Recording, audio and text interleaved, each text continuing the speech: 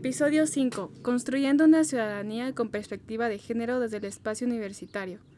En el quinto episodio de la temporada 6 del podcast Hablemos de Política y Educación, Arcelia Martínez, Patricia Entevi conversan con Claudia Elisa López Miranda, profesora de la Universidad Iberoamericana, sobre la relación entre educación y género.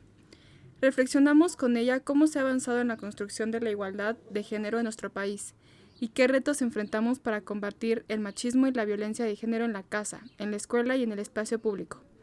El Faro Educativo de la Ibero es un observatorio ciudadano que tiene como objetivo central la generación de diálogos informados sobre los alcances y retos de la política educativa, además de la promoción de una cultura de participación y rendición de cuentas. Muy buen día, muchas gracias por acompañarnos en un episodio más de esta sexta temporada del Faro Educativo que busca dialogar con distintas personas, colegas interesados en los temas de género, medio ambiente, construcción de ciudadanía, a dialogar con nosotros, ¿no?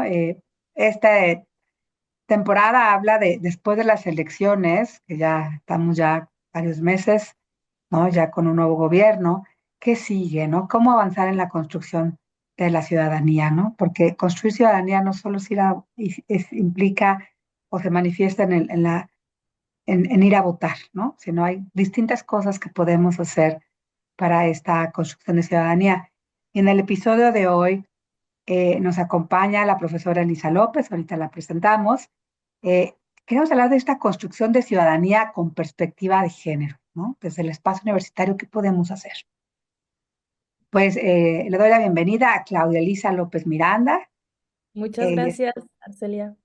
Muchas gracias a ti, Claudia. Ella es investigadora postdoctoral en la UNAM, pertenece al Sistema Nacional de Investigadoras e Investigadores, es docente de asignatura en la Universidad Iberoamericana, Ciudad de México, donde obtuvo el Premio a la Excelencia Docente 2024, doctora en Sociología por la Universidad Autónoma Metropolitana, especialista en género, violencia y políticas públicas por la Universidad Autónoma del Estado de México.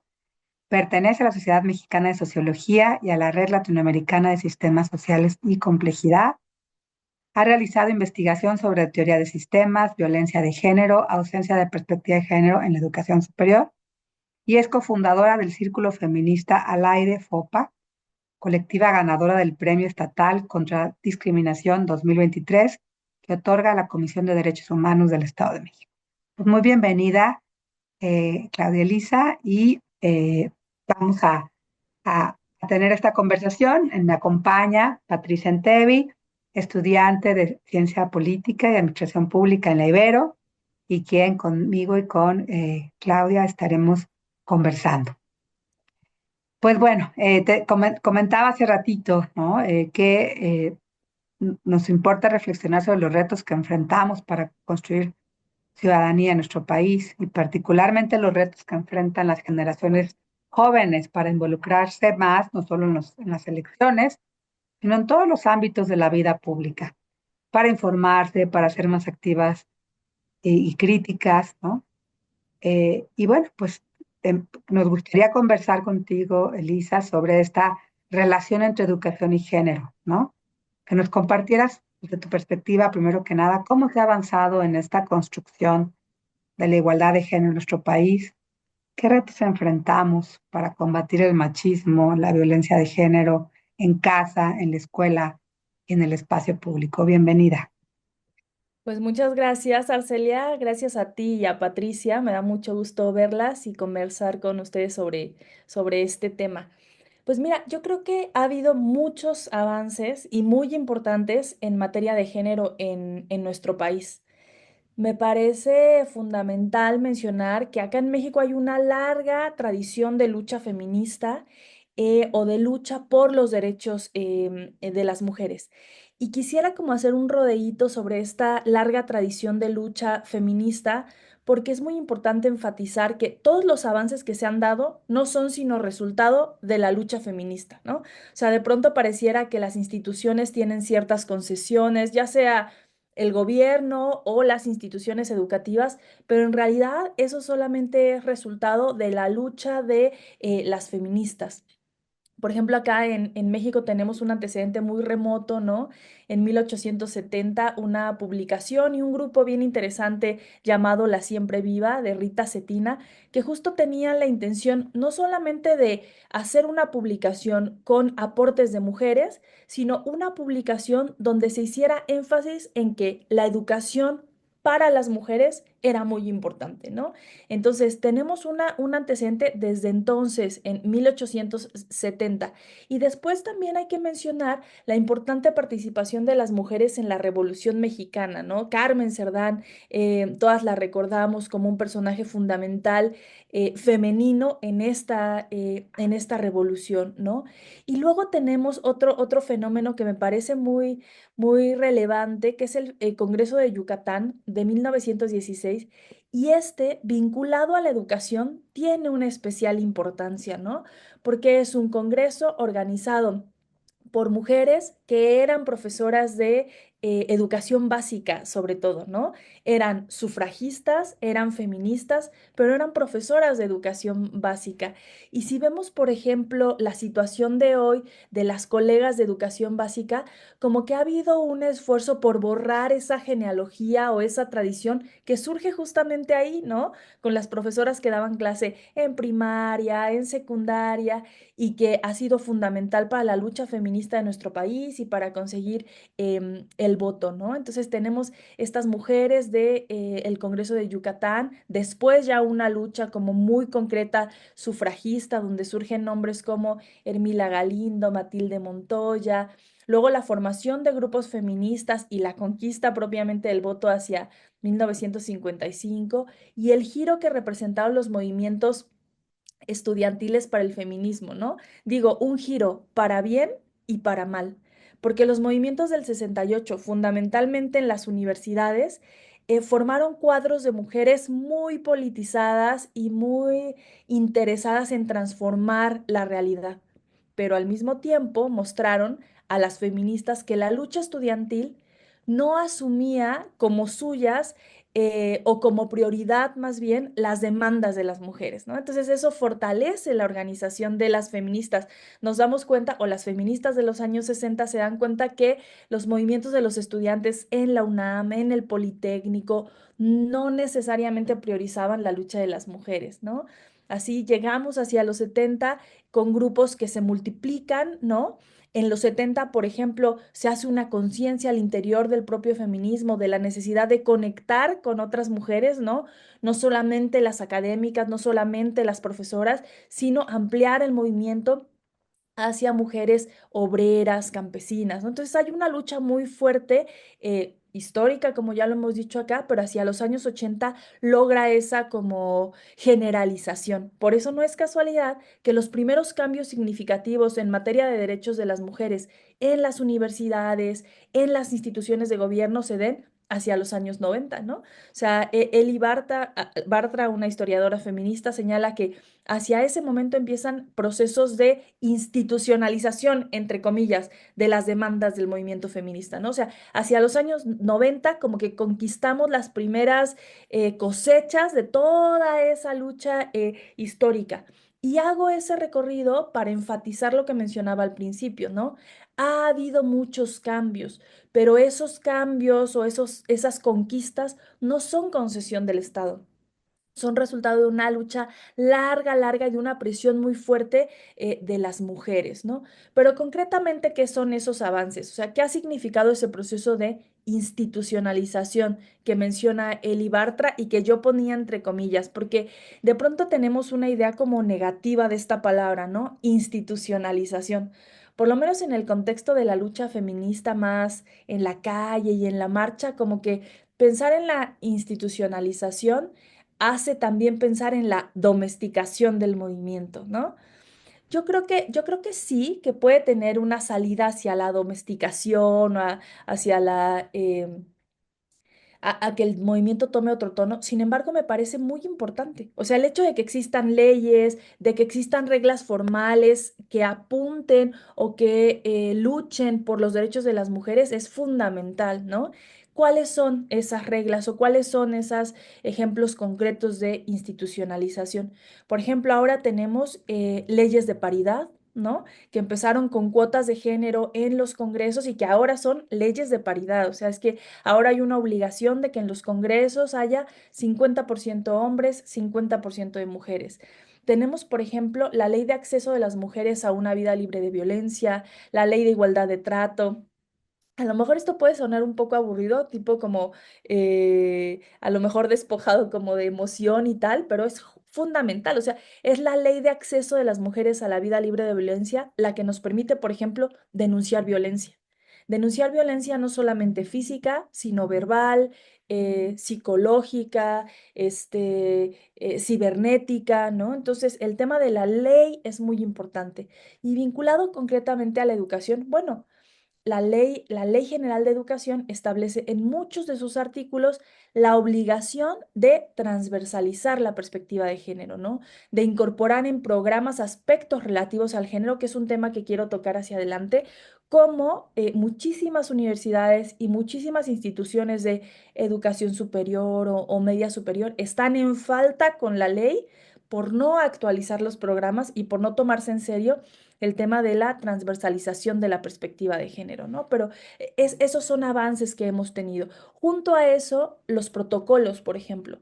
Gracias a que existe la ley de acceso, gracias a que ha habido estos avances institucionales en las universidades o en las escuelas, hay protocolos o coordinaciones de género, espacios donde las estudiantes pueden ir y pedir ayuda. Esto no significa que se haya resuelto el problema, pero hay avances significativos. Y un avance muy, muy importante son las ganancias a nivel simbólico, ¿no? O sea, hoy hay un reconocimiento, a veces por convicción, en el mejor de los casos, a veces a regañadientes, de la necesidad de transversalizar la perspectiva de género, ¿no? Entonces, son como dos cosas que caminan en paralelo, ¿no? Por un lado, la lucha de las mujeres que hoy no ha cesado, ¿no? Que ha sido incansable. Por otro lado, los cambios institucionales producto de esa presión de las mujeres y acompañando estos dos caminos, una transformación en la idea que se tiene del feminismo, de las feministas y de la necesidad de luchar por los derechos de las mujeres. Muchas gracias por acompañarnos en este episodio del Faro. Bueno, Gracias. pues sí, todos estos avances a los que hemos alcanzado pues han sido resultado de esta lucha feminista, como bien nos decías. Y con la llegada de Claudia Sheinbaum a la presidencia se habla de que ya es tiempo de las mujeres, ¿no? Entonces, qué cosas crees que que puedan cambiar porque pues hoy nos gobierna una mujer? Ese me parece un tema súper importante y en algunos casos súper polémico, ¿no? Cuando Claudia dice, llegamos todas, no, no llegué yo, llegamos todas.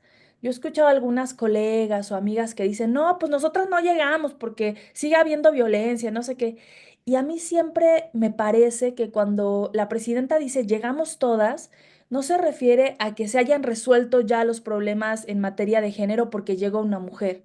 Lo que ella está diciendo es, el que hoy haya una presidenta mujer es resultado de la lucha de todas, no de Claudia, no de un partido, ¿no? O sea, la lucha feminista no se dio para colocar a Claudia de Morena en la presidencia, no, la lucha feminista lo que ha hecho es generar las bases, generar las condiciones para que una mujer llegue a la presidencia, ¿no? Y pueda llegar a la presidencia con una legitimidad como la que tuvo Claudia, por ejemplo, ¿no? Entonces, em, eso en primer lugar. En segundo lugar, a mí me parece que sí es tiempo de mujeres, pues la presión ha sido tan fuerte y las feministas hemos sido tan persistentes que, como decía hace un rato, se han institucionalizado, por ejemplo, medidas afirmativas de todo tipo.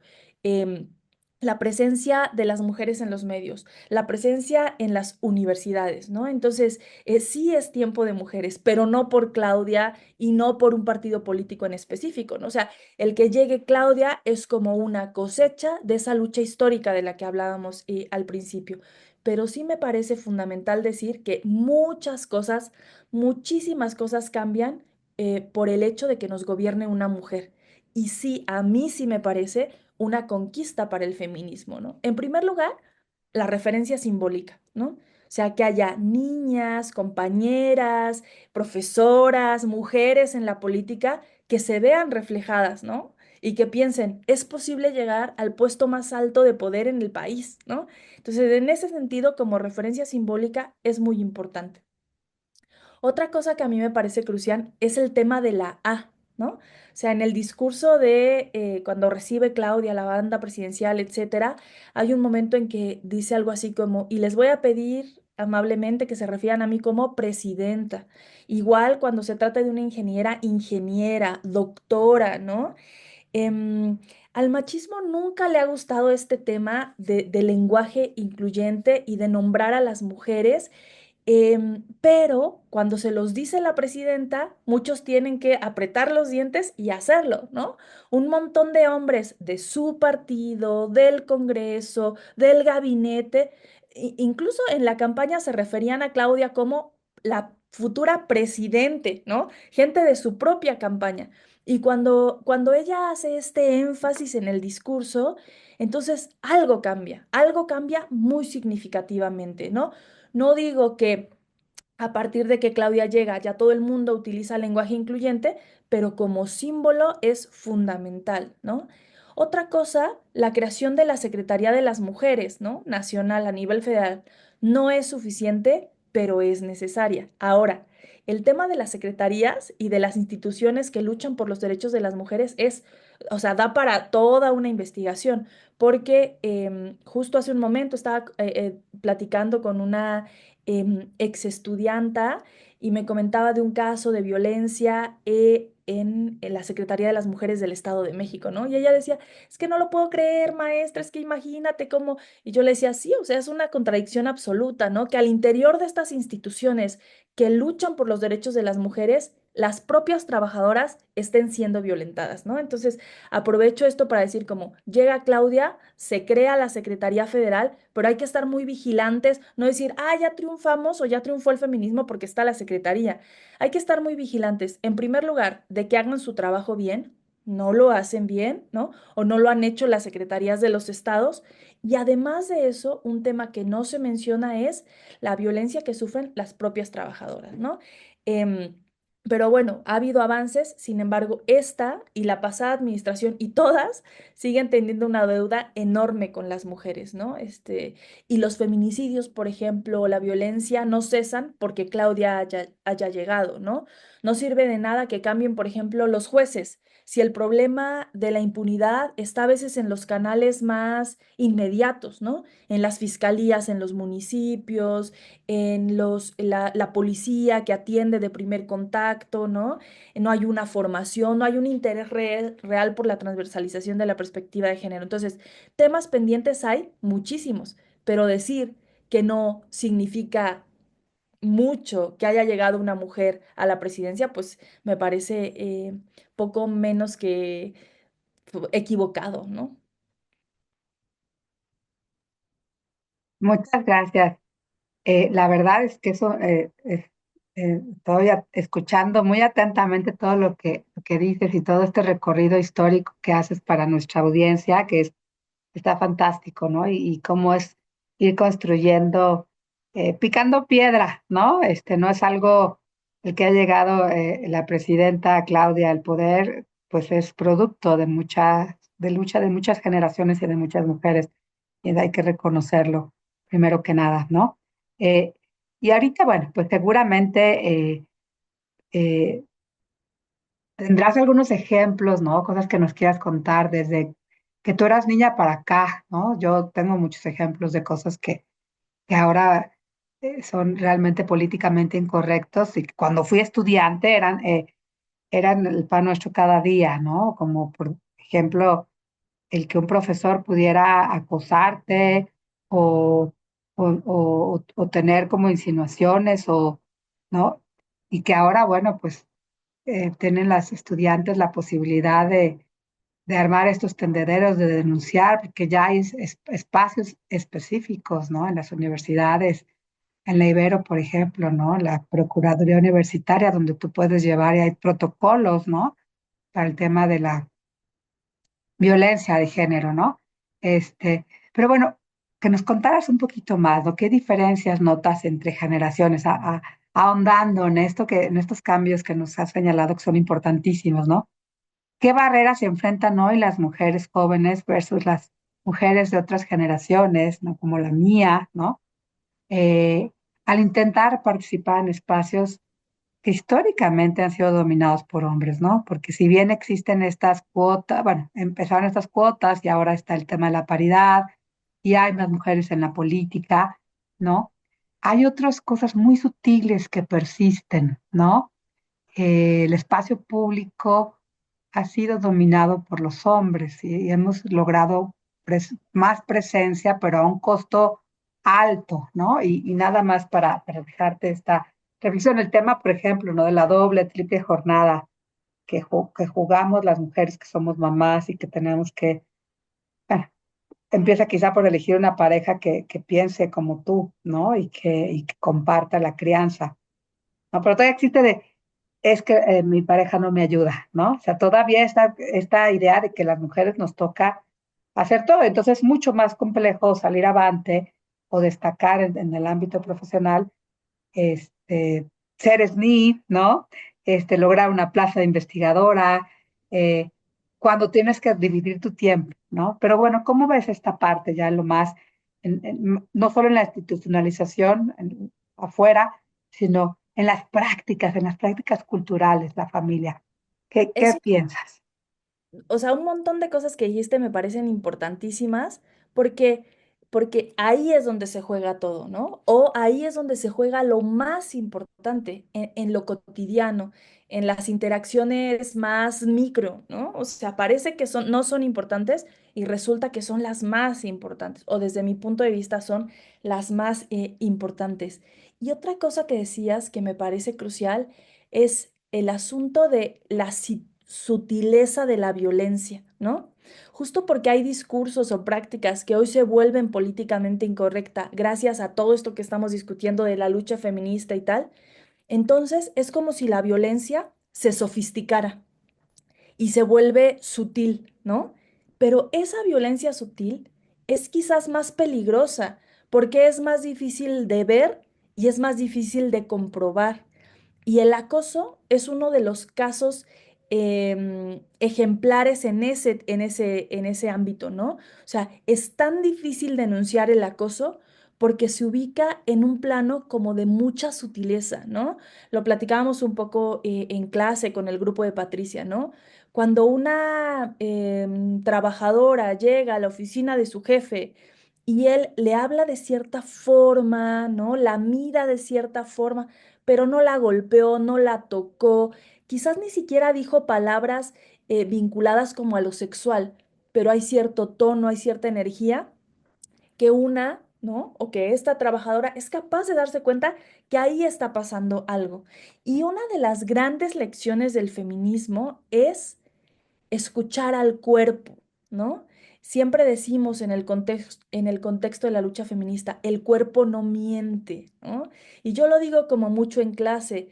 Nosotras cotidianamente convivimos con personas muy diversas, ¿no? Hablamos, nos hacen una entrevista, caminamos por la calle, subimos al autobús, entramos al estacionamiento, etcétera. Convivimos con mucha gente, pero hay personas que nos producen como una cierta incomodidad. No estamos locas, ¿no? Hay que preguntarnos qué en su forma de mirarme, qué hay en su energía que me produce estas cosas, ¿no? Entonces es una reivindicación del cuerpo, escuchar al cuerpo. Esto que decías tú de lo cotidiano, no es un asunto menor, ahí se juega todo, ¿no? Si mi cuerpo me está diciendo algo, tengo que escucharle. Si yo entro a una clase, y el profesor me dice, ay, Elisa, te extrañé mucho, sin ti la clase no es igual, no sé qué. Yo empiezo a sentir una cosa extraña, ¿no? Como que no es una interacción adecuada entre un profesor y una estudianta.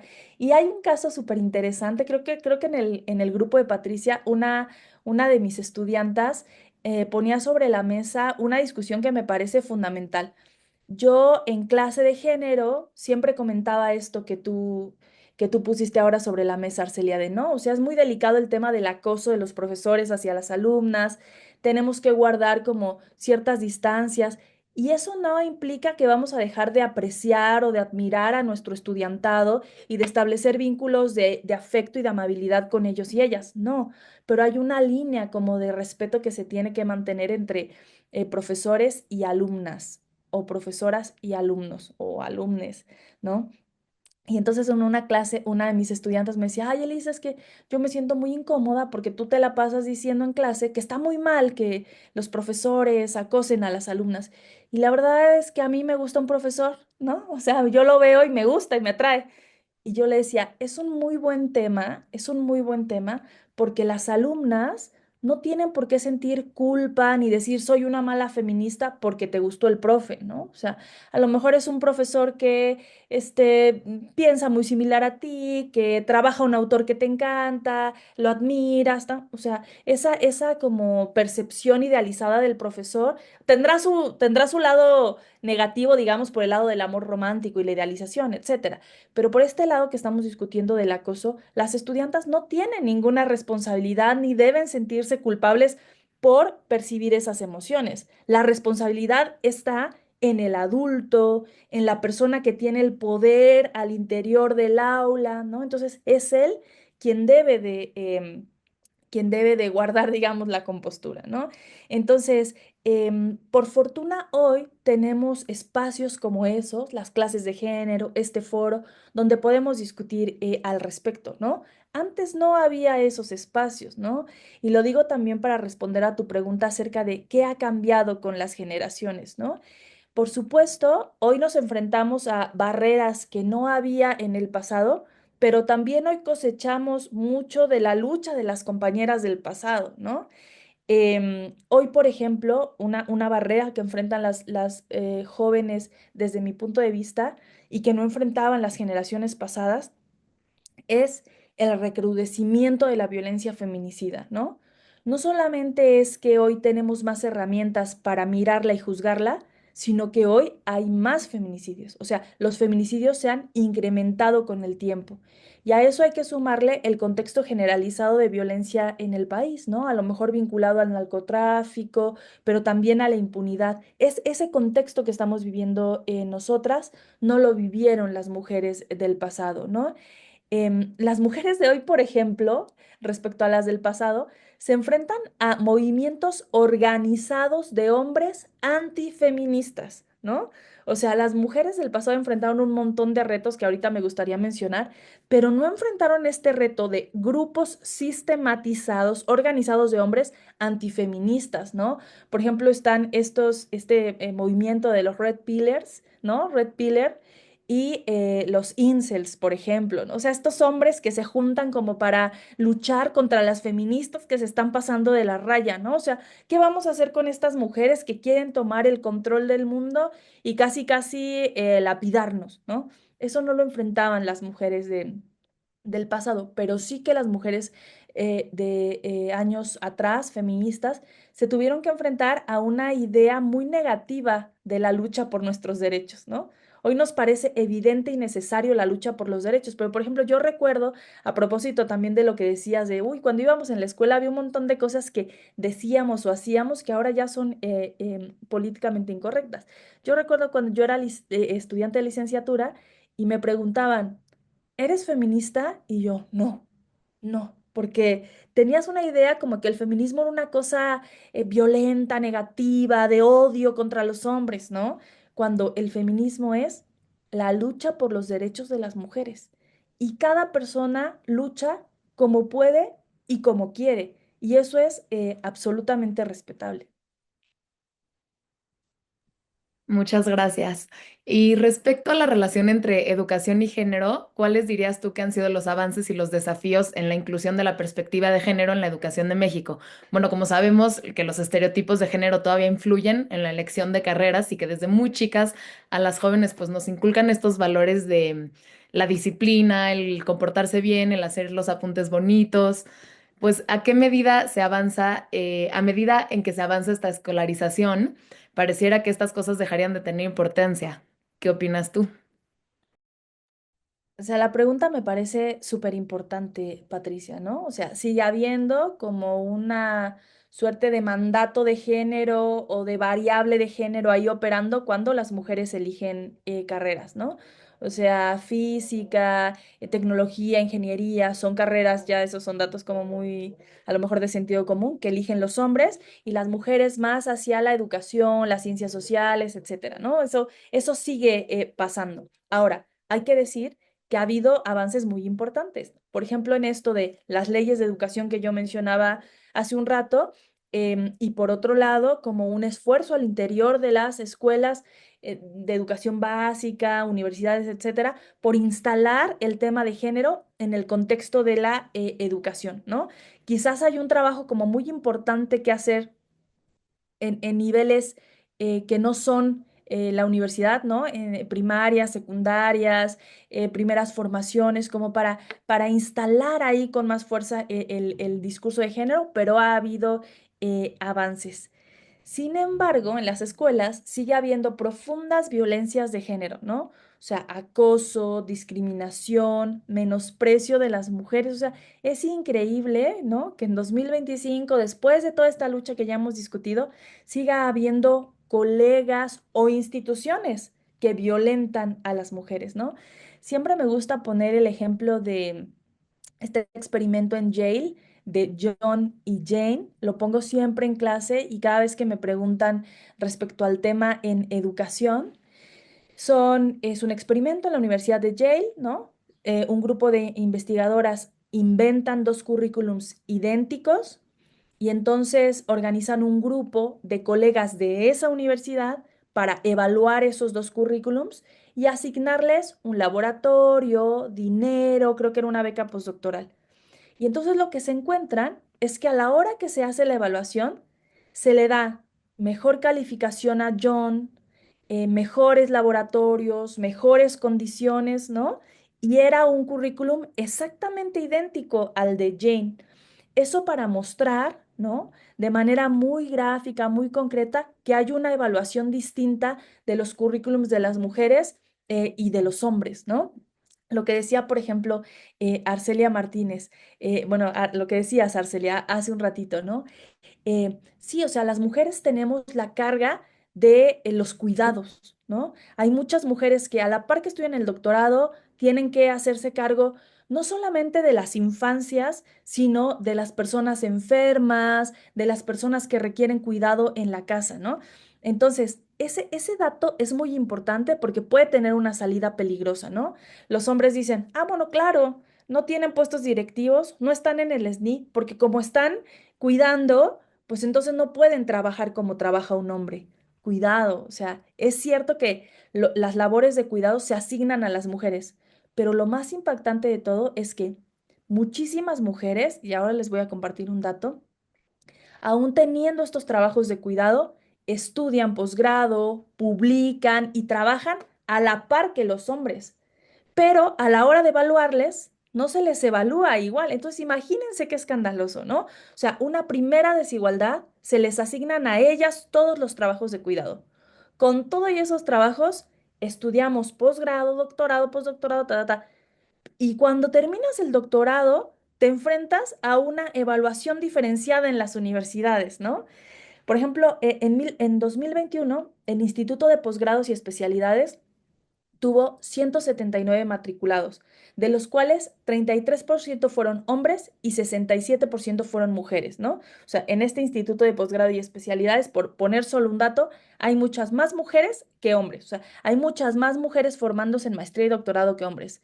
Pero si revisamos las cifras del SNI de 2022, de los 36.624 miembros, 14.174 son mujeres y 22.450 son hombres. O sea, del total de los y las investigadoras en el CONACYT, solo 38% son mujeres. Entonces, si revisamos los datos del Instituto de Posgrados, como que las cifras no cuadran, ¿no? O sea, ¿por qué hay más mujeres, por qué hay más mujeres estudiando posgrados y por qué hay menos mujeres en el SNI? Y la respuesta del machismo siempre va a decir, ay, bueno, pues es que estudian posgrados no significa que publican buenas cosas, ¿no? O no significa que están publicando. Otra vez podemos ir a revisar como a profundidad el dato, ¿no? Ahí tenemos el caso de Johnny y Jane, y así se repiten una y otra vez. Las poblaciones de mujeres en las universidades siempre son mayores, ¿no? Pero los puestos directivos en las universidades las tienen los hombres, ¿no? Tienen mejores condiciones de trabajo, etcétera. Por ejemplo, el tema de de la brecha salarial. Por cada dólar que ganan los hombres, en promedio en el mundo, las mujeres ganan 50 centavos, ¿no? O sea, ganan la mitad. O sea, eso es un dato súper comprobado, no se lo inventan las feministas. Entonces, todas esas cosas siguen pasando hoy en el contexto de la educación a pesar de los avances, ¿no? Entonces, es súper urgente, necesario seguir hablando de estos temas. Muchas gracias, Elisa. Sí, hay como dices tú, cosas muy sutiles, ¿no? Pero las que tenemos que seguir trabajando. Y fíjate, en esta idea de construir una ciudadanía con perspectiva de género, ¿no? ¿Por qué es importante? Digo, creo que los datos que nos has dado hablan, ¿no? Por sí solos de por qué es importante y de no tirar la toalla, ¿no? Algunas, el semestre antepasado, en una de mis clases, una era una optativa hablando sobre los temas que les preocupan a los jóvenes, donde resaltaba sobre todo el tema ambiental, que de pronto les causa eh, mucha preocupación, ¿no? Pensar que no hay un futuro si no detenemos el calentamiento global. Y de pronto un desánimo, ¿no? ¿Para qué ponerme las pilas si de cualquier forma el mundo se va a acabar? O sea, a ese nivel, ¿no? Y o sea, es que eh, si nos ponemos las pilas, ¿no? Aunque nos cueste trabajo y si picamos piedra, podemos cambiar cosas, ¿no? Y entonces y lo has dicho hoy de manera extraordinaria, ¿no? Cuando nos has puesto todos estos ejemplos de, de mujeres, ¿no? Que nos antecedieron y que construyeron este camino, pavimentaron este camino para ir cambiando poco a poco las cosas, ¿no? Entonces, bueno, primero, ¿no? Tu opinión respecto a esta necesidad de construir eh, esta perspectiva, ¿no? Aunque cueste trabajo y ahora de maneras más sutiles, porque ahora es más sutil. O sea, si tú ves las cifras en cuanto a, no me quiero ir necesariamente al número de investigadores o la brecha salarial, que es clarísimo, pero sí cuando ves los números, ¿no? De estudiantes que permanecen en la escuela, por ejemplo, en la educación media superior, más mujeres, poquito más mujeres que hombres, se quedan en la escuela, o sea, el abandono es más alto entre los hombres. Entonces, habría quien diga, bueno, ya logramos esta, eh, revertir este problema, ¿no? Ya más mujeres están cursando la educación media superior, más mujeres están quedándose en la escuela, pero entonces son otras cosas más sutiles a las que hay que echarles la lupa, ¿no? Entonces, en este sentido, bueno, pregunto tu opinión sobre esta importancia de contar con una perspectiva de género, de seguir insistiendo en ello, y qué podemos hacer desde la propia universidad, ¿no? Nosotras como profesoras, como profesores, ¿no? ¿Qué nos dirías a las y los docentes, ¿no? Porque sabemos que ya está la perspectiva de género, hay que incluir eh, esta discusión, ¿no? Con las diferencias entre hombres y mujeres, en puestos, en todo lo que vamos analizando en nuestras clases, pero cómo hacerlo de una manera más orgánica, ¿no? A veces creo que cuesta trabajo meter esta perspectiva. Entonces, bueno, tú, ¿qué consejo nos darías y qué piensas de esto que te comento? Bueno, primero, Arcelia, el tema del desánimo. em, Me parece que frente a eso tendríamos que cambiar el concepto de el sentido de la lucha. O sea, no luchamos para conseguir algo a corto plazo, ¿no? Sino que luchamos porque esa es la única manera en que se puede vivir, ¿no? No siendo indolente, organizándote, pensando en que las cosas pueden cambiar, ¿no? No a corto plazo, pero que pueden cambiar, ¿no? Entonces, eso, cambiar como el concepto de la lucha, ¿no? La lucha para qué, ¿no? Eh, la lucha nos hace felices, ¿no? Nos hace personas más humanas, más empáticas, más fuertes.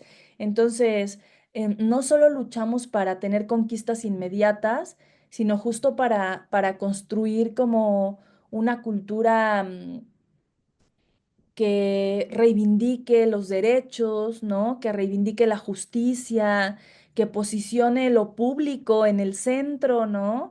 De pronto damos por hecho que todas las sociedades desean los derechos humanos, ¿no? O que todas las sociedades asumen lo público como algo central.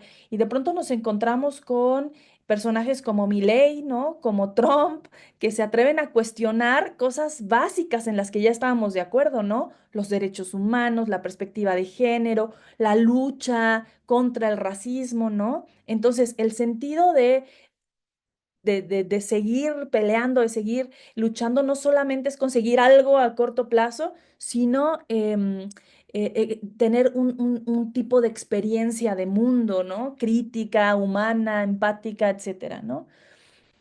Y por otro lado, la otra pregunta que haces de, pero ¿cómo lograrlo en las universidades, no? O sea, ¿cómo lograr esta transversalización de la perspectiva de género? ¿Cómo instalar el discurso en las universidades? Yo creo que la formación y el diálogo son muy importantes, ¿no? O sea, de pronto subestimamos el poder de las capacitaciones y del diálogo abierto e informado.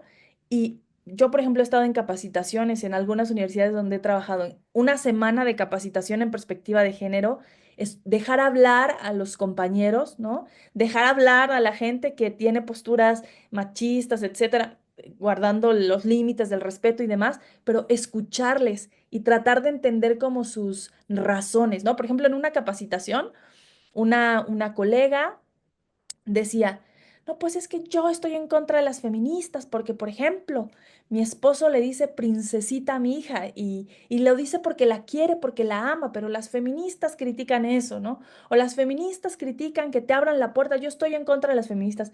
Entonces, ese tipo de cosas nos permitían como en la capacitación decir, bueno, pues no estás en contra del feminismo, ¿no? Porque ¿quién estaría en contra de los derechos de las mujeres? Sino a lo mejor no te gustan algunas formas, ¿no? O no comprendemos del todo la crítica al hecho de que nos llamen princesas o al hecho de que nos abran la puerta, ¿no? Pero no pasa nada, o sea, tampoco tienes que ser una experta en feminismo y una experta en perspectiva de género, solamente entender que el feminismo es la lucha por los derechos de las mujeres y que en la medida en que luchas por los derechos de las mujeres, estás teniendo prácticas feministas, ¿no? Pero también, o sea, plantearlo de una forma respetuosa, realmente empática, tratando de entender cómo piensa el otro o cómo piensa la otra para poder comunicarle la importancia de la lucha por el género, ¿no? Y otra cosa, pensando concretamente en la escuela, es aproximarnos a las pedagogías feministas, ¿no? Yo ahora estoy colaborando, trabajando con un grupo de compañeras, de profesoras de la UNAM, de la UBA, de la UAM, y el proyecto es la recuperación de las sociólogas clásicas, ¿no? Entonces estamos en un proyecto como de reivindicar, recuperar el trabajo de las sociólogas clásicas. Y leer a las sociólogas clásicas nos ha permitido descubrir nuevas teorías, nuevos temas, nuevos métodos, pero lo que estamos escribiendo ahora es nuevas pedagogías, ¿no? O sea, cuando nos acercamos, por ejemplo, a la Hull House de Chicago, encontramos que estas profesoras no daban clases magistrales con libros, lean a Marx, lean a Weber, ¿no? Sino que su formación era más talleres de intercambio cultural, ¿no? Y entonces las personas que venían de Polonia o de Latinoamérica o de contaban las historias sobre sus pueblos, tradiciones, sobre sus abuelos y abuelas, ¿no? Y entonces ahí se daba como un aprendizaje de un montón de cosas importantes, pero no a partir de una cátedra magistral, sino de un intercambio de otro tipo. Entonces, recuperar las pedagogías feministas. Y otra cosa que tengo que aprovechar para decir acá es que en las escuelas ha habido muchísimos cambios, hablando también de este proyecto que acabo de mencionar, pero hay una parte que no se ha tocado y es increíble, no se ha tocado casi nada y son los programas de estudio, ¿no? O sea, los programas de estudio están intocados, ¿no? Intocables. Ya tenemos coordinaciones de género, incluso hay escuelas que se posicionan de forma muy radical en contra del acoso, de la violencia, ¿no? Promueven y reivindican los tendederos, son muy progresistas, pero sus programas de estudio tienen 80, 90, 100% de hombres en la bibliografía, no tienen lenguaje incluyente, no incorporan temas vinculados al género, ¿no? Entonces, ese es un tema pendiente que tienen todas las universidades y todas las escuelas. Entonces, yo creo que deben de atenderlo, ¿no? O sea, cómo cambiar, cómo incorporar, cómo transversalizar la perspectiva de género, tomando en cuenta estos temas. Otra cosa que me parece muy importante es que las universidades deben tomar postura y deben tomar riesgos. Es súper común que cuando las universidades se enfrentan a dilemas, por ejemplo, por agresiones de género, incluso agresiones muy fuertes, siempre se preocupan. Tenemos casos aquí documentados en la Ciudad de México, ¿no? Y en otras universidades, pero el que tengo más fresco, la UAM, por ejemplo, la razón por la que se fueron al paro las estudiantas porque como que hay un temor, ¿no? Y un interés de em, preservar o cuidar el derecho a la educación de los agresores, ¿no? O sea, yo no digo que haya que vulnerar los derechos de absolutamente nadie, ¿no? Pero sí digo que el derecho a la educación no está por encima del derecho a una vida libre de violencia, ¿no? O sea, no está por encima del derecho de una estudianta de no convivir con su agresor. Entonces, las universidades, las escuelas, se tienen que tomar en serio los casos de violencia, mirar otras universidades, analizar qué es lo que ha sucedido, ¿no? ¿Por qué se fueron a paro en la UAM? ¿Por qué las estudiantes de la UNAM tomaron la universidad? Entonces, eso, tomarse en serio esos casos y tomar riesgo. Totalmente de acuerdo. Y bueno, pues ¿consideras que el género influye en la participación política estudiantil y pues de qué manera la educación puede fomentar una mayor participación política de mujeres y diversidades de género dentro de las universidades y fuera de ellas? ¿Y qué estrategias podrían implementarse en instituciones educativas para fortalecer el liderazgo político de las mujeres y las disidencias de género? Bueno, yo creo que hay una relación entre el género y la participación política, pero no en términos generales, o sea, sino respecto a los temas y a las estrategias, ¿no? Hay algunas mujeres que se sienten más convocadas por unas luchas que por otras, ¿no? Las estrategias, por ejemplo, del movimiento feminista son súper interesantes porque contrastan mucho con las estrategias de los movimientos sindicalistas, por ejemplo, o incluso de los movimientos estudiantiles de los 60, ¿no? O sea, el movimiento feminista es mucho más polifónico, colorido, no requiere esta afiliación, por ejemplo, del partido, y por esa misma ausencia de afiliación, no hay un poder central que controle y que manipule todo, ¿no? Sino que el poder como fluye mucho más. Entonces, sí creo que hay una relación con el género en este sentido, ¿no? ¿Y cómo hacer para que los estudiantes y las estudiantas se sientan convocados y participen? O sea, yo creo que cuando la educación es crítica, siempre politiza, ¿no? O sea, señalar las desigualdades no solamente de género, sino de raza, de ubicación geográfica, de clase, politiza, ¿no? Entonces, educación crítica siempre. Y luego, en las estrategias, pedagogías críticas. No ofrecer información al estudiantado, sino invitarles siempre a pensar, a discutir, a cuestionar, a servirse de muchos recursos, ¿no? La poesía, la música, etcétera. Y recordar que los derechos humanos implican una lucha constante y que no debemos de darlos por hecho. Elisa, ha sido fabuloso escucharte, ¿no? Y tener tus puntos de vista, tus propuestas, ¿no?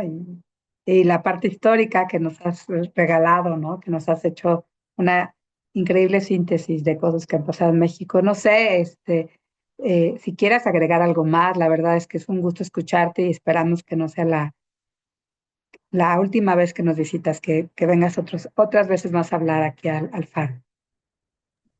No, pues solo agradecerles, Arcelia, me dio muchísimo gusto conversar con ustedes.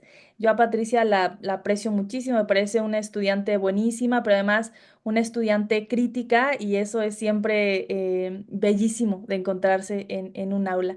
Y considero también que este tipo de esfuerzos son parte de los avances por un lado y de las luchas por otro, ¿no? Este esfuerzo que ustedes hacen de Faro Educativo y de poner los temas de género sobre la mesa, ¿no? Es un avance, por un lado, y por otro lado, es la continuación de la lucha, de las luchas. Pues muchísimas gracias, Elisa. Gracias por acompañarnos en este episodio y para que nos escuchan, nos vemos en el siguiente episodio. Muchísimas gracias. Gracias, Patricia. Gracias, Elisa.